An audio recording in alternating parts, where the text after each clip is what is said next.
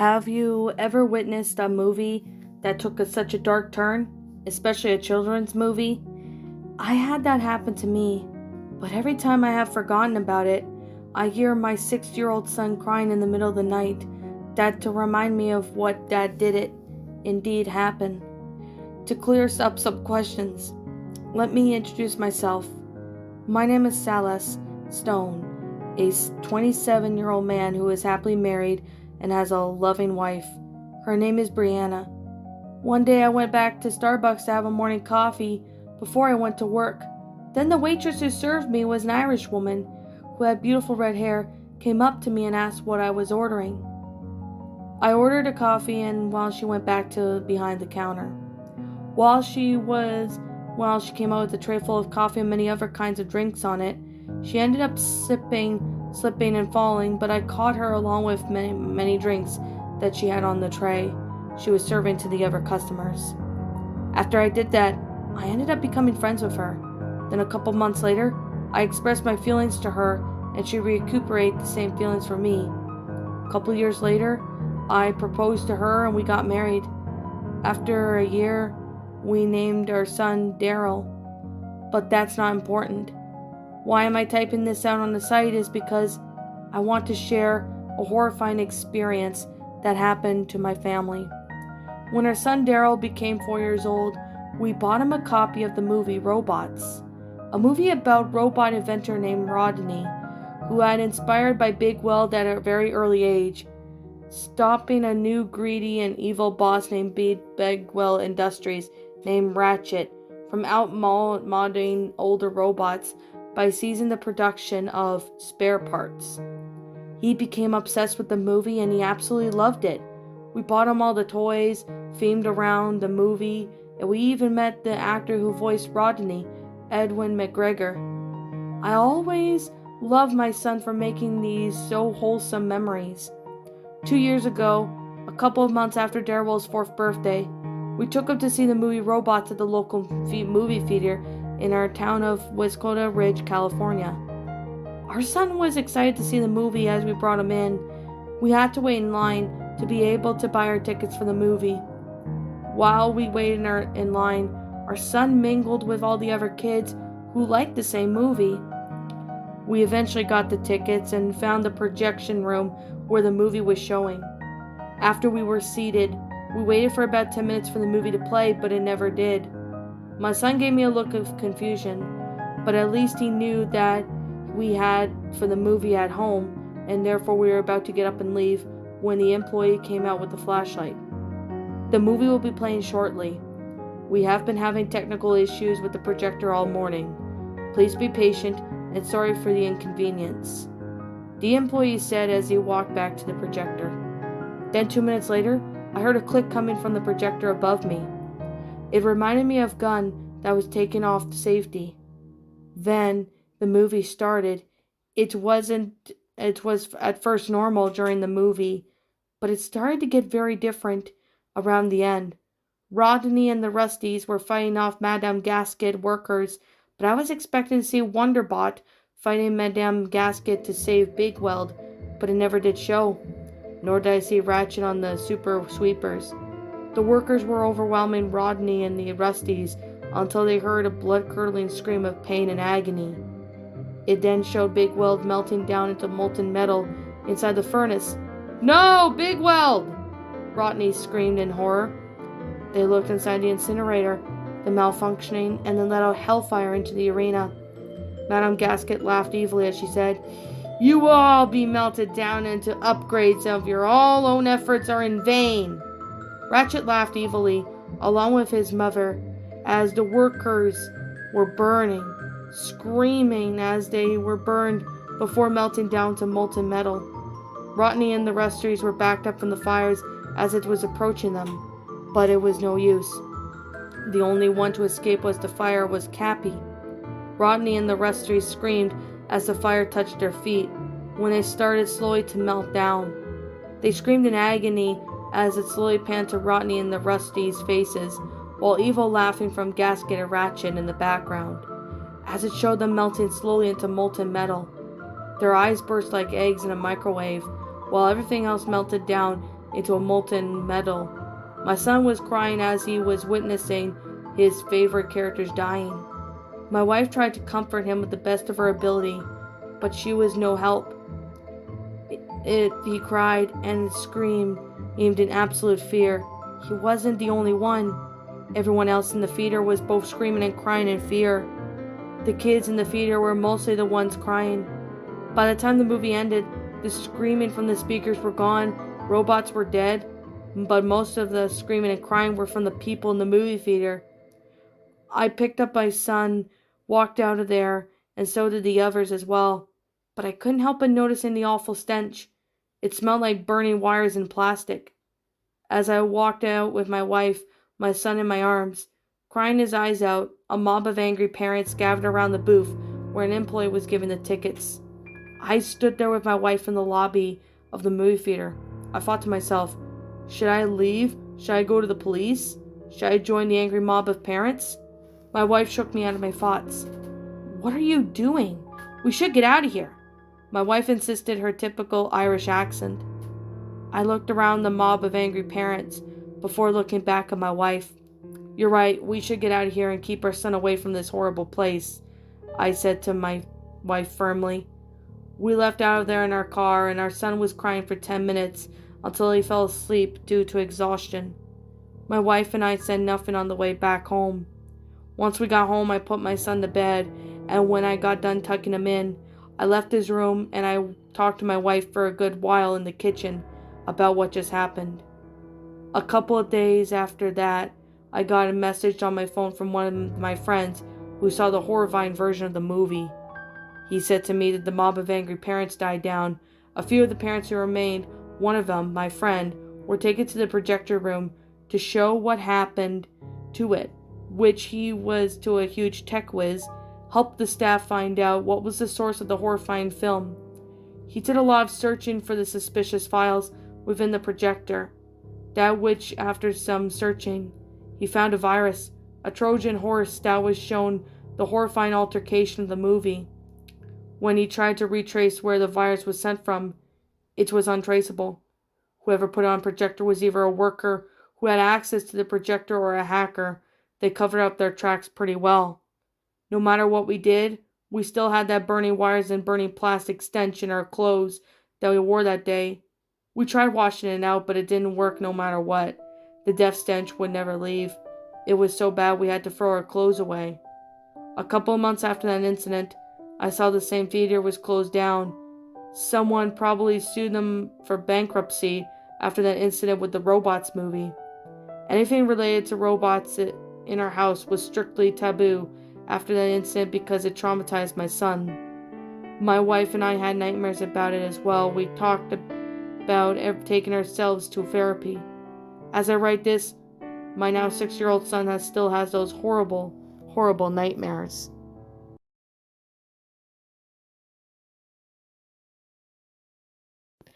And, well, that, my pretties, was Robots Alternative Ending. A Robots, Lost movie creepypasta written by the Dark Warlord, or Warlock. I think that's how you pronounce it. Yeah. I'm just gonna have to look again. Oh yeah, Dark Warlock. Okay. Yeah, I do apologize if I mispronounced your name. My final thoughts on the story.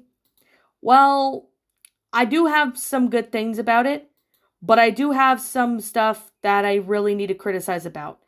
Now, I'm only doing, this criticizing because this is just, what I think the story could be done to do better. Now, for one of the positives I'm going to say right now was the grammar was not bad. I mean, the grammar is not too bad. However, there were run-on sentences in the story that was a little difficult to read at certain parts. I did spot a couple places where there's just, commas that should have been periods in certain places. I mean, run-on sentences does make stories really hard to read. And yeah, that's something you could definitely, maybe just improve better is, fix up the punctuation, errors, because there was a couple punctuation errors in the story. So I did have some trouble reading. I might have maybe one or two commas in a sentence and then just put a period there. That's what I normally would do, or just have one comma and then a period afterwards. I mean, yeah, I mean, the grammar was not bad, but I did spot a couple grammatical errors. I did also see a few punctuation errors in the story, so for the future reference, whenever you make another story, maybe, double check, punctuation errors, make sure they're, readable in a sense. Because here's the thing, when I'm going to be honest, when it comes to run-on sentences, is they could be very hard, difficult for some people to read. So, I mean, it wasn't too difficult for me to read, but there were some parts that I did stutter when I was reading it, so I just wanted to point that out. Another thing I really want to say is that I know it was inspired by the Toy Story alternative ending, but I feel that some of it is quite the same as that one. And I'm not trying to be rude or anything, but I'm not saying this is a ripoff of that story or anything, but for the future reference, I would recommend not sitting there and, copying the same, the story that was once that has existed into your story. I mean, I'm not trying to accuse you or anything because I'm not jumping into conclusions or anything, but I did start to see, some stuff that was pretty much like the Toy Story one. I mean, I could definitely say the plot is different, but at the same time, it kind of feels the same as the Toy Story one. I mean, I can understand if you took some inspiration from it, that is fine. I personally don't have an issue with it. But there are parts of, the story that I think it's just like, the Toy Story alternative ending story painted on with robots. I mean, what I would recommend doing to fix, this better is maybe pretty much not, not copy and, I'm not saying you did or anything, but like, I would recommend not putting the same stuff from the Toy Story alternative ending story into your story, because that would just make people think you rip it off. I'm not saying it does or anything, so I'm just saying that for the future reference, whenever you do make more stories in the future, is don't use the same, same stuff from, one story into your story, because honestly, if you did that in the future, people would think, you're just being lazy. I'm not saying you are. Dark Warlock, I'm not saying that you are lazy, because I know you're not. But I'm just saying this for the future. I can understand if this is your first story, so I'm willing to let that slide. But please take what I have to say with a grain of salt. And use that to improve better with your, story. I mean, the story's not bad, but there are some stuff that I did want to point out. For one of them being, it feels the exact same thing as the Toy Story one. I mean, some of the lines, was pretty much the same as the other one. I would recommend not, doing that in the future, because for the future reference, I mean, people may think you're ripping the story off. I know that's not the case or anything, but I would definitely advise you not to do that in the near future. Like, come up with a different plot. And I mean, if you want to take some inspiration from another creepypasta, that's fine. But just don't copy what the one story you got inspired from into your story, because honestly, we just don't want people, to think you copied, you ripped off, that Toy Story pasta. That's just me being honest. But I could definitely say the plot, of it was almost quite similar. Well, it's pretty much the same thing as the Toy Story one. But I could definitely say, even though that Toy Story one was good, it's kind of hard to make a lost episode pasta nowadays, because most lost episode pastas are pretty much dying, and that's honestly the things that I can definitely say what's been going on with a lot of these stories, is that they're really going ahead and, most of the pastas are pretty much the exact same. But at the same time, though, there are still some, lost episode pastas that manage to do good. But I'll have to say, most of them nowadays are kind of hard to write. So I can understand this as being your first story, but I would suggest is, well, this is an advice to be honest.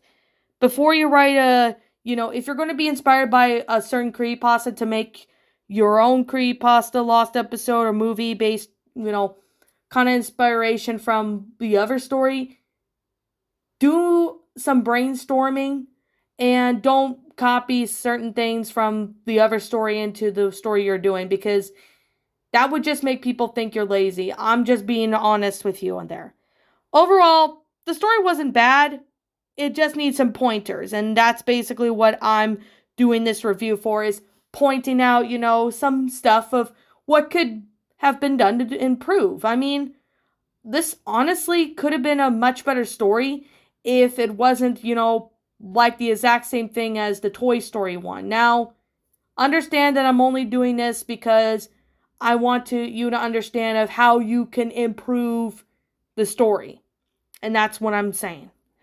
But honestly, this wasn't a bad story. It does need some pointers, and I'm being very honest with you on this one. But like I said, I mean, I'll link this story in the description down below, so if you guys want to go check it out, you can. I'll link it down in the description. Also, I will personally sit here and say this right now, that this is just simply my own personal opinion, and if you happen to disagree with me, that is fine too. We're all entitled to our own opinions in regards to these creepypastas. This is just simply my own personal thoughts. Since this may be your first story, The Dark Warlock, I'm gonna give this story I'm gonna give it a 6 out of 10. Not really the best story in the world, but it definitely was not terrible. I did see some errors and stuff that I pointed out that what could have been done to make the story better and stuff. And I hope you could take what I have to say with a grain of salt and, do your best to improve, your future stories for the future. So that way you don't make the same mistake you did. I mean, I'll be honest right now, my first good chunk of stories that I wrote back when I was younger, I mean, most of them some of them were not that good. I mean, I've wrote some bad stories myself, but I took what I criticized myself of, what's the flaws with certain stories, and I do my best to improve my stories for the future. And I'm still improving my stories a little bit. Occasionally, I might make some bad ones, but that's just me. Anyways, what did you guys personally think of this story? Did you enjoy it? Did you not? Also, what we have done personally to help make this story a lot better? Feel free to leave me now what your thoughts are down in the comments below. I'm the Lion Queen. I want to thank you so much for watching today's video. If you are new to my channel, be sure to leave a like, comment, and subscribe if you're new. Ring the bell for notifications to when I upload, so that way you guys will not miss an upload. And as always, I will be sitting there and saying right now that if you guys want to go follow my DeviantArt page, link to that will be in the About page section, so you guys can go and check that out on my DeviantArt page. Also, if you guys want to go check out my Twitter account, link to that will also be in the About page section, so you guys can go follow me on Twitter if you want.